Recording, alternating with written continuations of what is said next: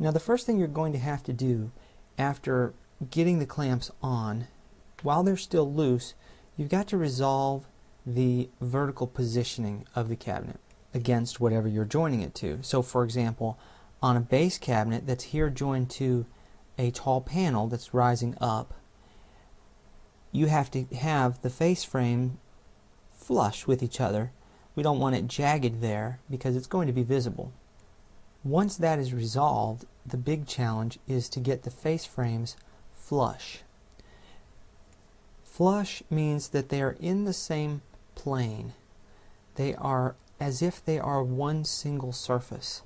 We also want no crack in between them if possible. That's a zoom of two face frames brought together.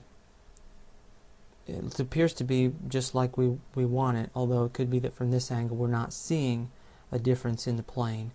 But this is what you want, almost the appearance of a single piece of wood. Now let's zoom out, and you can see me employing some of the tricks that we have to use to get it like that. So trick number one is simply to use face frame clamps. They do make life easier, and 90% of the time they work and they're good enough. There's a second rod that acts in such a way as to push the face frames together.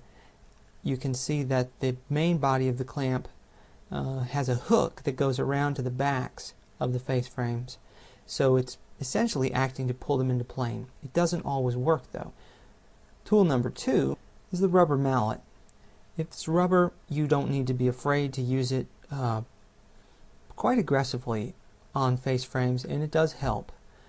It's very seldom that a face frame will come apart because of blows from a rubber mallet unless you get really carried away. So that's helpful as well.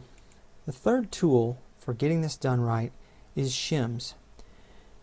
Now if you look closely, you can see that I have a shim on the right side, on the right face frame here at the bottom, and on the top clamp I have a shim on the left face frame, and that's very intentional. It's exaggerating the pressure on whichever side the shim is on and pushing that side in further. Apparently each of those sides where the shims are were sticking out a little bit and needed to be pressed back. An additional way to use shims, of course, is on the floor to rock the cabinet however you need to get it in the right position to join well.